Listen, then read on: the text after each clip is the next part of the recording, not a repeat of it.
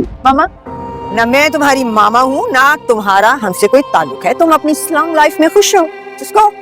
जब आप जानती थी कि जुगनू मुझसे शादी करने के लिए राजी नहीं है, तो फिर आपने क्यों उसे पसंद किया मेरे लिए जबरदस्ती? क्यों उसे मेरे पल्ले बांधा है आपने? जुगनू का शादी के दौरान जो बिहेवियर रहा, किस तरह उसने निकाह के टाइम पे इनकार किया, फिर जाके जो है ना वो हाथ पकड़ लेती है हमजा का और आ जाती है स्टेज पर। उसकी वालेहाना नजरें जिससे वो हमजा को देख रही थी, तमाम मेहमानों को भी नजर आ रही थी। तो क्या उसके भाई भाभी और वालदा को नजर नहीं आ रही हैं सारी चीजें? क्या जो शोहर मिट्टी का माधु बन के स्टेज पर बैठा हुआ है उसको नजर नहीं आ रही हैं चीजें? सबको सारा कुछ नजर आ रहा होता है, साफ पता चल रहा होता है, लेकिन खैर फिर भी वो शरीफ लोग हैं, ब्याह कर ले आते हैं दुल्हन को। तो शादी की तमाम रसूमात में उसका जिस तरह से मुंह बना होता है, जिस तरह से अपनी नागवारी का इजहार करती है, सबको पता चल जाता है कि ये इसकी शादी जबरदस्ती की गई है।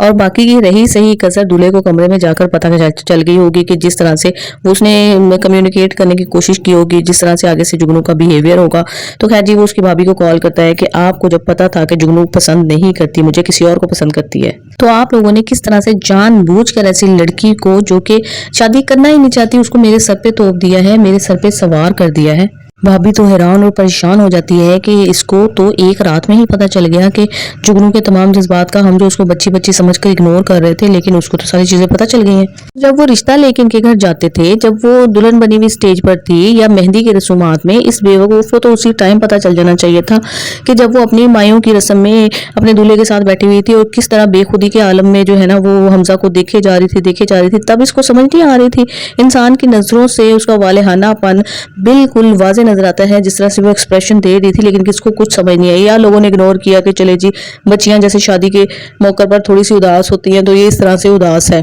शायद बाद में ठीक हो जाएगी, लेकिन वो तो ठीक होने वाली लग ही नहीं रही। सोनिया और हमजा जब शादी के बाद पार्किंग लॉट में निकलते हैं तो जाहिर है सोनिया नाराज होती है हमजा से कि किस तरीके से वो तुम्हें पकड़कर हाथ ले गई है जुगनू स्टेज पर और मैं किस तरीके से देखती रह गई, तुमने मुझे जरा भी इंपॉर्टेंस नहीं दी। और फिर वो वहां पर अपने पेरेंट्स को देख लेती है, जाके बड़ी खुशी से मिलती है बेचारी, लेकिन उसकी माँ उस टाइम भी उसकी इंसल्ट कर देती है कि जाओ अपनी स्लम लाइफ में जाके खुश रहो, हमसे क्यों मिलती हो, अब हमसे क्यों बात करती हो, हमारा तुमसे कोई ताल्लुक नहीं है, बिकॉज यू आर गरीब, तुम तो गरीब हो, हमारा तुमसे